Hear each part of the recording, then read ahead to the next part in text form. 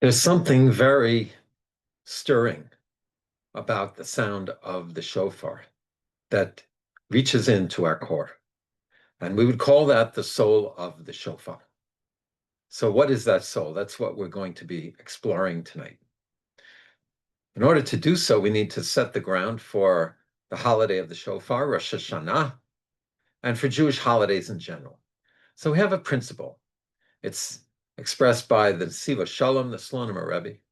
And he says that Jewish holidays commemorate events, Passover, the Exodus, Shavuot, Mount Sinai, but they're not just a commemoration or remembrance. He says each year, the energy of that event, that experience is accessible to us. And that is part of how we use the holiday to connect to the Almighty. So what does Rosh Hashanah commemorate, or what are we re-experiencing on Rosh Hashanah? Rosh Hashanah commemorates the day of creation, the creation of the world. And so we will see how Rosh Hashanah as a day of creation is a transformative experience. We have the opportunity to recreate ourselves, and the shofar is going to be the tool that's going to help us do that. First, some words about the shofar. What is a shofar? Shofar is a horn from a kosher animal that's been slaughtered. It can be made out of any kosher animal. The most common is the ram or the sheep. It could also be an oryx, an ibex, or a kudu. And in fact, there are people who collect exotic shofarot. However, really, the ideal is to use the ram. Why the ram?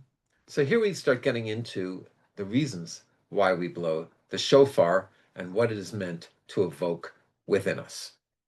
The shofar, first of all, where do we see it in the Torah? So in the book of Leviticus, we are told on the 7th month, we should it should be a day of rest, Zichron Trua, a day of calling of remembrance or blasts of remembrance. Between Trua is the blast of the shofar. And it also says in Numbers that this day is the day of Trua.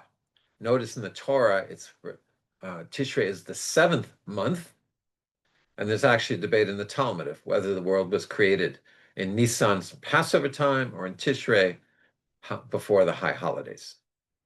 So nowhere does it mention here Rosh Hashanah. Nowhere does it mention a shofar. Where is that from? So it was part of the teachings of the oral Torah given to Moshe. But we see in the book of Psalms, later King David wrote, Tiku b'chodesh shofar b'kesel liyom chagenu. Blow the shofar on the month, meaning the beginning of the month. How do we know it's the first day? B'chesed, on the hidden day of our holidays. So we're told here that the blowing is a shofar, although note that it's a different term. It's tiku, and we'll get into that. And the coveredness is the moon is covered. The beginning of the month, the moon is a sliver because the shadow of the earth is projected onto it, blocking the sun. And that day is the day of Rosh Hashanah. Now, Rosh Hashanah itself is mentioned in the book of Ezekiel, the name of the holiday. And we'll get to it also why it has that name.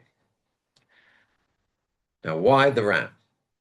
So in the second day of Rosh Hashanah, we read the story of the binding of Isaac. And one of the more difficult, challenging stories in the Torah. But we're told that Abraham was ready to bring his son up as an offering. As it turned out, God did not want him to be brought as an offering. And when his hand was held back, or he was told not to touch him by an angel, there was a ram in the thorns right there, and Abraham understood this was a divine message sent by the Almighty that he should offer the ram in his stead. So the shofar represents Abraham's readiness to give up even that which was most precious to him. So Rosh Hashanah, the Shofar, is reminding us, what are we ready to give up? What are we ready to put in front of ourselves, to give ourselves for, to sacrifice ourselves for, not literally, but to give of ourselves? And what are we ready to give ourselves to God? That is what we are thinking about, one of the ideas when we are hearing the shofar. The second idea is that the shofar is a blowing of coronation. When kings were crowned, the shofar was blown. Here we see this pretty picture with the shofar and the trumpets in the background. And this is challenging for us because the imagery, the metaphor of a king, or the analogy of a king, God as king, is difficult for us because kings basically today are mere figureheads. But what that symbolizes is God as creator and God who directs the events of this world. And once again, putting God above us, putting things of values and principles above our own personal desires. Now, the picture here of the crowning, the crown was used as imagery. In fact, in the Kabbalah, we learned that you have the crown of the highest level of the Sefirot, but in fact, Jewish kings were anointed. They weren't actually crowned. Now, it says in the Psalms, once again, God ascends amongst with the truah, with the blast, with the calling out, to God the blast of the shofar, for God is king over all the earth. So the shofar is telling us about God's kingship, God's, and that is in line with the theme of God as creator, that God created all and directs all and still runs the world. The third idea comes from Maimonides. Maimonides, in the laws of tshuva, tells us that the shofar is a wake-up call. It's like an alarm clock. For what? These are his words, and they're very powerful. I put them in a vernacular, so they would speak to us in our language, but it really is what he is saying and expressing. Wake up, you sleepers, from your slumber. Shake yourselves up, you zombies, from being spaced out. Take a look at what you're doing, return with improvement to your lives, and remember how you came to be here. Implication being through your creator. This, he says, is referring to those who forget reality in the elusiveness of time, immerse themselves all year in trivialities and stupidities, which serve no purpose and yield no results. Look at yourselves, be introspective, and improve yourself, and be focused in what you do. Reject your negative actions and self-destructive thoughts. And here it's important to make a note about what are we trying to achieve on Rosh Hashanah. And Rosh Hashanah, really, if the theme is creation, and each year we tap into the creation energy, we have the opportunity to recreate ourselves. We're also challenged because if God is recreating the world, in a sense, God is evaluating who is on mission, and we all have a purpose in this world, to elevate the world, to fix the world. We'll talk about that a little later. And so we have to ask ourselves, am I on mission? And if we're not, to course correct. And that's really the tshuva. That's the focus of Yom Kippur. It's not like Rosh Hashanah. Yom Kippur is more micro. We look at our past mistakes. Rosh Hashanah is more macro, getting in touch with the really important things in life and realigning ourselves with them. So we have the shofar reminding us of the ram, us being ready to put ourselves second to that which is greater and more important to us and the Almighty. We have shofar announcing the king, the theme of God as creator and running the world, and really God awareness, upping our God awareness on this day, what we call dvekut. And we have Maimonides that the shofar is a wake-up call for us. And now we will come to the Kabbalistic understanding. Now, we saw earlier that the verses in the Torah were very cryptic. They talked about Tiku, Zichron, Truah, and the verse in the Psalms tells us it's the day of hiddenness. It's the day when the mood is hidden, but it's also the hiddenness of the holiday. So in a sense, Rosh Hashanah is a hidden holiday, which really begs a Kabbalistic explanation. So what is going on? And here we turn, before we turn to the Zohar, let's first talk about what the different types of blowing are and what they mean. So there are three different notes that are blown on the shofar. There's the tekiah, a strong, steady sound.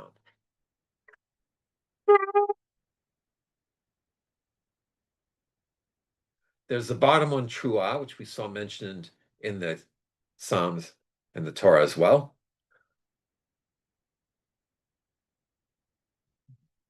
And there's the shvarim, which is a different version of the truah, a different version of the crying.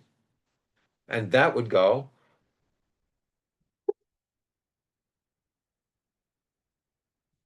almost like a crying, a wailing. Now, there are other places in the Torah that talk about the truah and the tekiah, and we'll look at those to get a better idea of what they're trying to evoke. The truah was also done when the Jewish people went out to war. The Torah tells us that they blew truah, in this case on trumpets, and when the enemy attacks you, you should blow the truah. You should call out, cry out, because we understand you're in a time of danger, but also a time of rallying. And so we can imagine the blast of the shofar, the troops getting ready to march to fight God's war to defend the Jewish people, and how it would have inspired them to think about God. And our wars are done not for violence or conquering, but to defend our people. And the enemy would have been intimidated by that crying out as well. That was part of the idea. Now, there's also an idea that every high holidays, we're in a battle. We're in a battle internally with ourselves to overcome our lower voice, our negative self, to aspire to be higher. And that battle is raging within us. And that's also being evoked by the truah.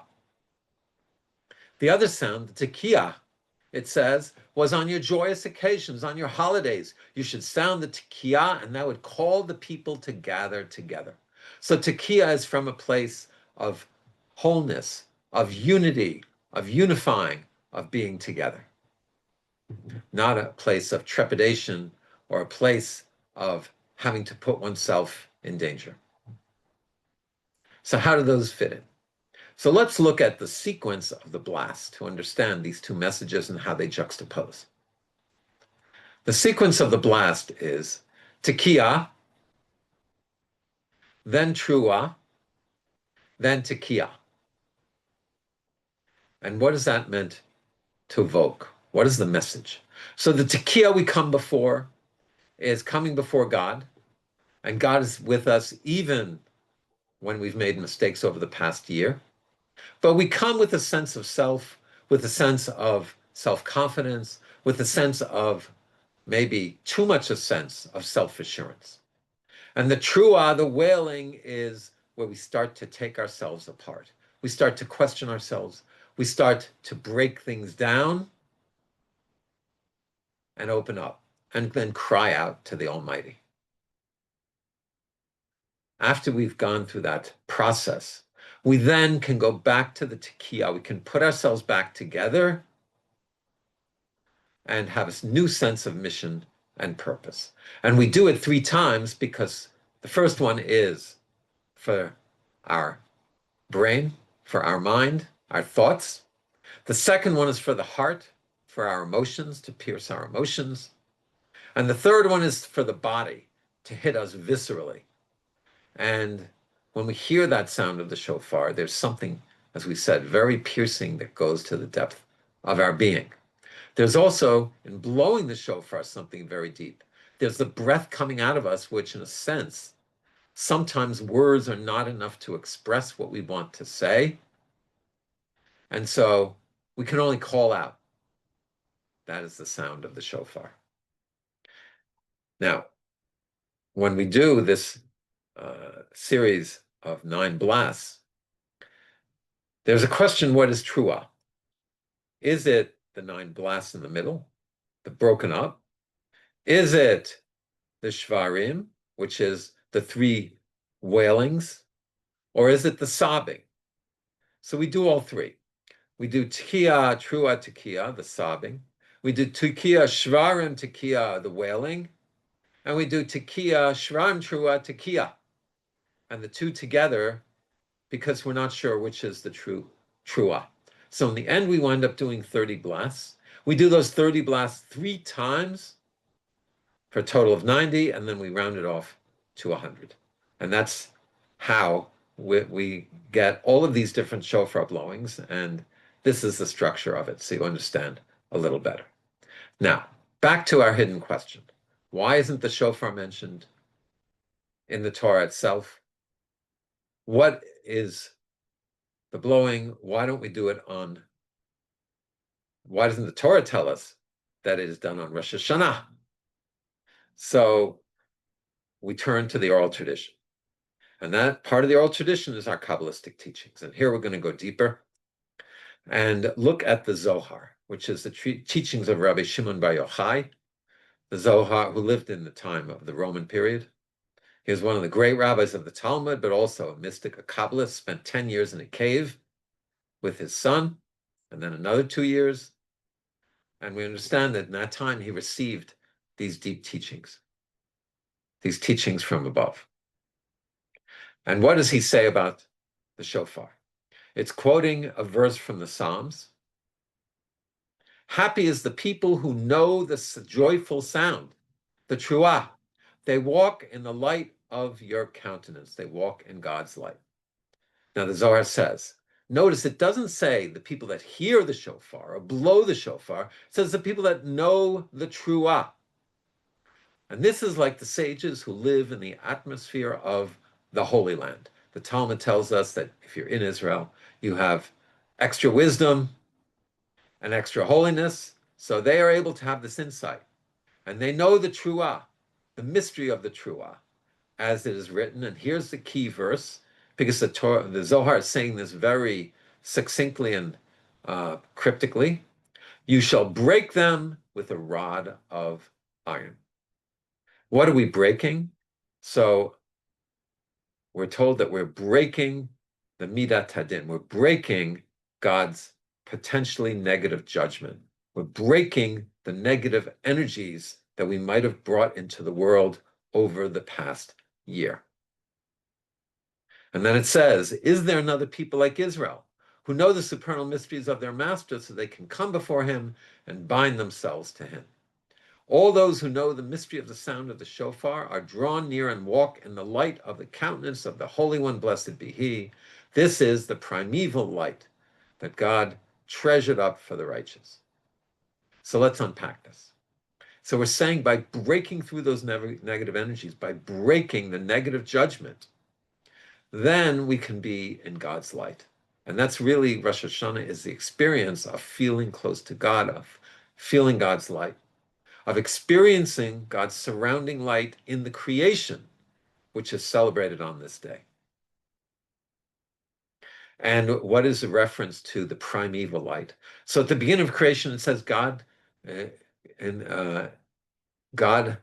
said, let there be light, and there was light. The first element to be created in the world, the first reality.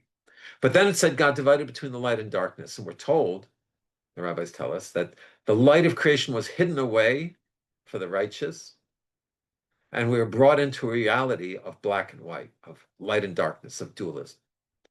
But on Rosh Hashanah, when we break through, we can connect to that primeval light of the world to come, even as we are in this world. Let's look at a second passage of the Zohar. So here's our verse from Psalms that we saw before. Blow the shofar on the new moon, on the holiday of celebration when the moon is hidden. The Zohar says, this is a time of awakening of strong judgment. When it is awakened, the other side, the dark side, our lower side, is awakened with it, and it covers the moon that cannot shine its light down. So the light is cut off. And this is what we were saying before. In Rosh Hashanah, we use the metaphor of God's judgment. We can relate better to it as evaluation. God's not out to get us, but we're being evaluated. Like if you were in a company and there's an end of year review, everyone's performance is evaluated. If you're on mission, then you're kept on and maybe even given a raise. If you're not, then either you have to course correct or you might not be kept on. That's the reality. So, in a sense, because we're being evaluated, because of the judgment, the negative side becomes stronger. And the chesed and the gvura, both the loving kindness and the judgment, are both there. And so potentially the light is cut off. But it says, but then on Rosh Hashanah, the world is renewed, and it's time for holiness to shine. And the higher elements, Bina, looks down at all the rectifications in the world. So at the things that we're going to improve. They arise from below. This is called hitaruta dilematata, the awakening from below, our personal self-transformation. And if they're fitting, if they're not, the negative forces bring a strong klipa, and we'll talk about what are the klipot, what are these husks of negativity that are in the world. But through the directive that God gives Israel to blow the shofar, the covering of the moon is broken. And there we have it. The shofar can break through the negative energies that we might have brought into the world over the past year, and that still might be connected to us. And when the Jewish people awaken below with the shofar, it hits the atmosphere, it hits all of reality, it breaks the dimensions of negative forces, and awakens mercy. So we blow the shofar in order to break through the negative energies, and then we uplift ourselves to the light in order to leave those behind. That is what the Zohar is telling us. And that is the Kabbalistic understanding of what we are doing to elevate ourselves through the shofar.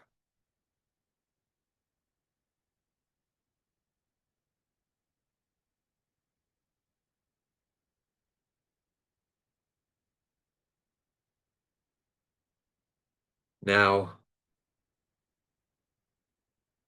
in order to understand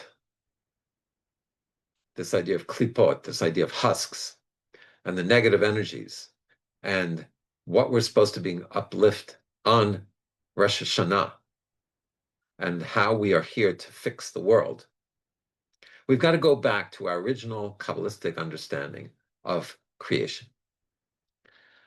We saw a few weeks ago how it's not God, Hamakom, the presence of all reality, encompasses everything. And God retracted his presence, was mitzamsem, to leave room for the world. But he didn't pull out completely. Even though God is not overtly seen in the world, the light still comes in. The last, through the sfirot, through the 10 levels of channeling of divine energy, the last one being Shekhinah, which is, we said, was really not its own identity, but a vessel that receives the light and then fills up, and the light overflows, the light of all the sfirot, and then comes down into the world. But the Arizal, Rabbi Isaac Luria, the 16th century Tzfat Kabbalist, tells us that when that light came back into the world at creation, it was too powerful, it was too strong. And that light came into the vessels, and the vessels shattered, they broke. Shvirat hakelim. And couldn't contain the light. Now, it enabled the light to still come into the world, but it also brought in the klipot, the husks of the broken vessels, which disconnected the material world from the spiritual world. And that's what we are struggling with. We're struggling with disconnected materialism that we need to elevate. And that's what they already called the tikkun, real tikkun olam, is a spiritual elevation of those broken husks. And that's what we talked about before, that we relate to that brokenness. We all have our brokenness. We all have the things we struggle with. We all have that pekala, that baggage from our past that we carry. And we come before God on Rosh Hashanah, and we try to fix it. We take steps in order to elevate it. And that is the work of Rosh Hashanah, to do the tikkun and to elevate. And that's why at times life is so painful, that it's a process of falling and then restoring. And the world itself, the universe itself, the spiritual universes fell and restored. And Adam and Eve fell and we're still working to restore. And we personally fall and then restore. And that's what we're doing here on the high holidays. King Solomon says that a righteous person gets up the seventh time, which means they've fallen already 7 times. And so it doesn't mean they're perfect. Doesn't mean they've never done anything wrong. So it's not about feeling guilty or feeling shameful or looking at sins. It's understanding that we mess up. We miss the mark. We sometimes lose our control. We sometimes put ourselves first and we fall. But if we can pick ourselves up again, that's our greatness. And so we don't carry guilt about the past. We can have regret, and that's the process of tshuva, looking at what we did, feeling regret, resolving to change, and accepting our brokenness and realizing that the Almighty wants to take us back if we do our best. And do our best doesn't mean becoming perfect, but it means on Rosh Hashanah seeing what potential I have that I haven't actualized, what potentials have been covered up, have been so broken that I need to use the shofar to cut through those layers around our heart. And we're told another imagery of the shofar is Joshua blowing the shofar at the walls of Jericho and the walls coming tumbling down. Those are the walls of our heart that we need to bring down, open up as the shofar is blown, and look, accept our brokenness, and then work to repair it. So a very touching Jewish poet, famous songwriter and poet, Leonard Cohen, in one of his last songs before he passed, wrote a song called Anthem. And there he says, there's a crack in everything. That is how the light gets in. It's the brokenness in us that gives us our empathy, that gives us our humility, that gives us our humanness, and that allows the light to come in so that we can then connect to that light and fix ourselves in the world and have that light flourish from within us. So to sum up, why we blow the shofar: crowning of the king, living with God awareness, wake-up call to shake up the routine of our lives and refocus on what's important.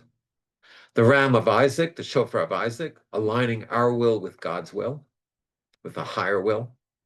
The Zohar breaking through the harsh judgment. breaking through the negative forces and breaking down the barriers to our heart. And we bring in the light as we blow the shofar.